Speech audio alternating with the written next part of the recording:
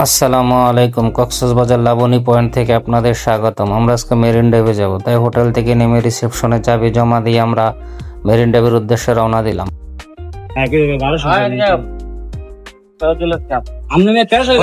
বয় করতে হবে না, নির্ভয়। শহীদুল ইসলাম ভাড়া সারাদিনে 1300 টাকা নাকি? ভিডিও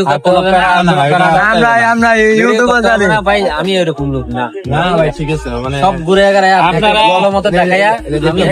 এখন বাজে সকাল 10:30। আমরা সন্ধ্যা 6টা-7টা পর্যন্ত ঘুরবো। তার জন্য দিন চুক্তি 1300 টাকা অটো ভাড়া করা হয়েছে। আপনি কক্সবাজার থেকে রওনা দিলে মেরিন ড্রাইভে প্রথমে পড়বে আপনার এই প্যারাসাইলিং গেট। আপনি প্যারাসাইলিং করতে পারবেন এখানে। জনপ্রতি 2000 টাকার বিনিময়ে আপনি প্যারাসাইলিং করতে পারবেন।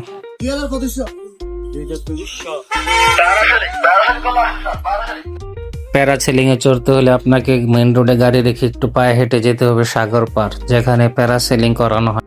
দুই পাশে পাকা দান, আমরা তার মাঝখান দিয়ে হেঁটে যাচ্ছি প্যারাসেলিং দেখার জন্য। আমি প্যারাসেলিং উঠতে ভয় পাই, তাই প্যারাসেলিং করবো না। জাস্ট ভিডিওর মাঝে আপনাদের দেখানোর উদ্দেশ্যে আমি প্যারাসেলিং এর এখানে যাচ্ছি। পাখির মতো আকাশে উড়ে বেড়াচ্ছে প্যারাসেলিং। এই প্যারাসেলিং আগে ভেবেছি হয়তো বাতাসে এমনি ভাসে বেড়ায়, তারপর দেখলাম যে না, স্পিরিট বোর্ডের মাধ্যমে নিয়ন্ত্রণ করা হয়। ওই যে একটা রশি বাঁধা দেখতেছেন নিচ দিকে, এই রশিটা স্পিরিট বোর্ডের সাথে বাঁধা আছে, আর এই স্পিরিট বোর্ড এই প্যারাসেলিংটাকে নিয়ন্ত্রণ করতেছে। এখন আমাদের গন্তব্য হিমছড়ি পাহাড়। আমরা এখন হিমছড়ি পাহাড়ে যাব। হিমছড়ি পাহাড়ে যে আপনাদের পাহাড়ের উপর থেকে সাগরের ভিউ দেখানোর চেষ্টা করব। মেরিন ড্রাইভ ভ্রমণের এক সুন্দর অভিজ্ঞতা। আপনি যখন মেরিন ড্রাইভ ভ্রমণে বাড়াইবেন তখন আপনাকে বাম দিকে উঁচু উঁচু পাহাড় আর ডাইনে থাকবে সাগর। আপনি সাগর আর পাহাড়ের মাঝখান দিয়ে মেরিন ড্রাইভ ভ্রমণ করবেন। আপনি মেরিন ড্রাইভে ঘুরতে হলে বিভিন্ন রকম গাড়ি পেয়ে যাবেন। আপনি মোটর সাইকেলে যেতে পারবেন। এখানে মোটর সাইকেল আপনার ঘন্টা হিসেবে ভাড়া পাওয়া যায়, আপনি নিজে চালিয়ে ঘুরতে পারবেন। আর এই যে দেখা যাচ্ছে সামনে আপনার, এটা হচ্ছে চাঁদের গাড়ি, সাতখোলা চাঁদের গাড়ি। অনেকে এই চাঁদের গাড়ি দিয়ে যারা অনেক গ্রুপ ট্যুরে আসেন তারা এই চাঁদের গাড়ি নিয়ে যেতে পারবেন। চাঁদের গাড়ির উপর দাঁড়িয়ে দাঁড়িয়ে আপনারা দুই পাশের ভিউ খুব সুন্দরভাবে দেখতে পারবেন। এই হলো হিমছড়ি স্পট। এখানে দেখা যাচ্ছে, আমার মনে হয় যে বড় করে একটা গেট করা হচ্ছে হিমছড়ির। এটাই মনে হয় ভবিষ্যতে মেইন গেট থাকবে হিমছড়ি পাহাড়ের পাশে। আপনার মার্কেট আছে, আপনারা চাইলে এখান থেকে বিভিন্ন জিনিস কেনাকাটা করতে পারবেন। আমরা এখন টিকিট কাউন্টারের দিকে যাচ্ছি। এই হলো টিকিট কাউন্টার। এখানে আপনি পাহাড়ে উঠতে হলে এখান থেকে জনপ্রতি 40 টাকা দিয়ে আপনাকে টিকিট কেটে পাহাড়ে উঠতে হবে।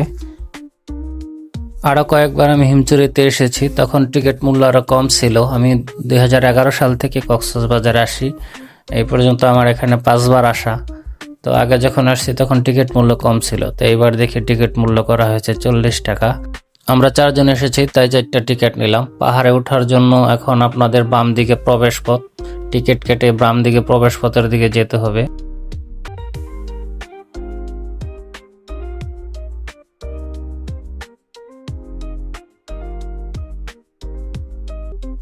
সিঁড়ি বেয়ে এখন আমাদের পাহাড়ে উঠতে হবে। সিঁড়িতে জায়গায় জায়গায় লেখা আছে যাদের হাড় দুর্বল তারা এখানে উঠবেন না, কারণ সিঁড়িটা অনেক উঁচু এবং খাড়া।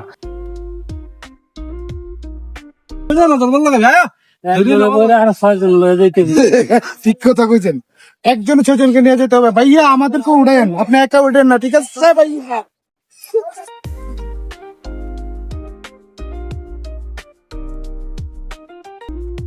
নতুন করে আবার সিঁড়ি করা হচ্ছে, স্টেপগুলো একটু বড় বড় এবং ডালু কমিয়ে, যাতে পর্যটকদের উঠতে একটু সুবিধা হয়। তাই নতুন করে আবার সিঁড়ির কাজ চলতেছে। স্টেপগুলো বড় আছে, ডালু কিছু কমানো হয়েছে।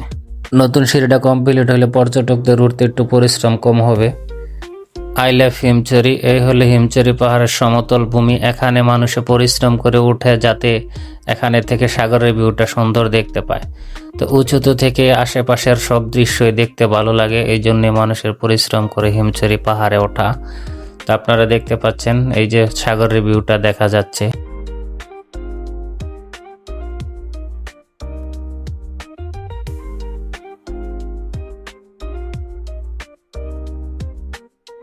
এই পাহাড়ের উপর একতলা একটা বিল্ডিং আছে, ওখানে এসে অনেকে এই সাগরের ভিউ দেখে। আপনিও চাইলে এই বিল্ডিং এ উঠে সাগরের দৃশ্য দেখতে পারবেন।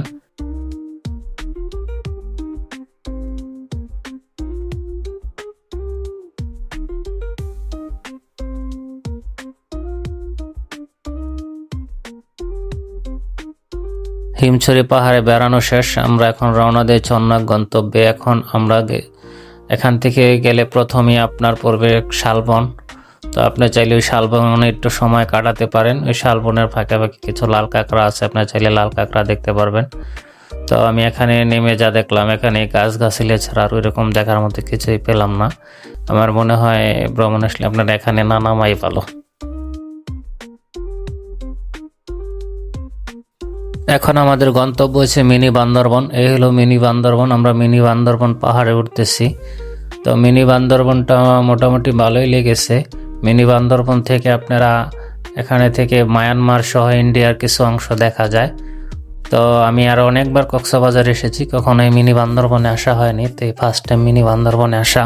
তো মিনি বান্দরবনে এসে আমার ভালোই লেগেছে।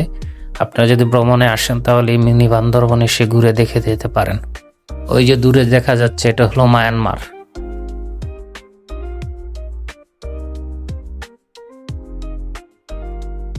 মিনি বান্দরবনের এই পাহাড়ে উঠলে আপনার আশেপাশে যত ছোট ছোট পাহাড়, গাছপালা এবং ছোট ছোট নদী আপনি এখানে থেকে দেখতে পারবেন। তো এই দৃশ্যটা মোটামুটি ভালোই লেগেছে। আপনারা চাইলে যদি মেরিন ড্রাইভ ভ্রমণে আসেন তাহলে মিনি বান্দরবন অবশ্যই ঘুরে যাবেন।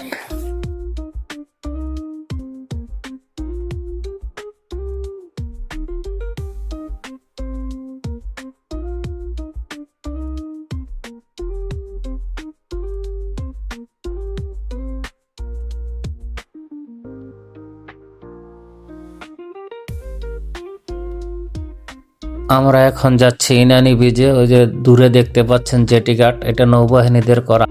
অন্য কোনো ভিডিওতে জেটি ঘাট সম্বন্ধে পুরো ভিডিও দেওয়া হবে। এই হলো মেরিন ড্রাইভ ট্যুরিস্ট বাস। এই বাস দিয়ে আপনি কলাতলি মোড় থেকে আপনি যেতে পারবেন টেকনাফ 0 পয়েন্ট পর্যন্ত। এই হলো ইনানি ব্রিজ। এখানে সকাল টাইমে দেখার মতো এরকম কিছুই নাই।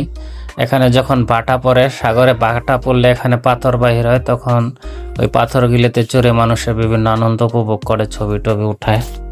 এই হইল ট্যুরিস্ট পুলিশ হেল্প ডেস্ক। আপনারা যদি কোনো হয়রানির শিকার হন তাহলে এখানে পুলিশের সহায়তা নিতে পারবেন। যেহেতু এখানে দেখার মতো কিছুই নাই, তাই আমরা এখন চলে যাচ্ছি পাটুয়ারটেকে। পাটুয়ারটেকে ঘুরে আমরা আমাদের গন্তব্য শেষ করব। আপনারা সাথে থাকবেন। মেরিন ড্রাইভ ভ্রমণের এক সুন্দর অভিজ্ঞতা। আপনি দেখতে পাচ্ছেন উপরে আকাশ, নিচে সাগর। কিছু দূর তাকালে দেখা যাচ্ছে আকাশ সাগর একসাথে মিশে আছে। কত সুন্দর অপরূপ সেই দৃশ্য।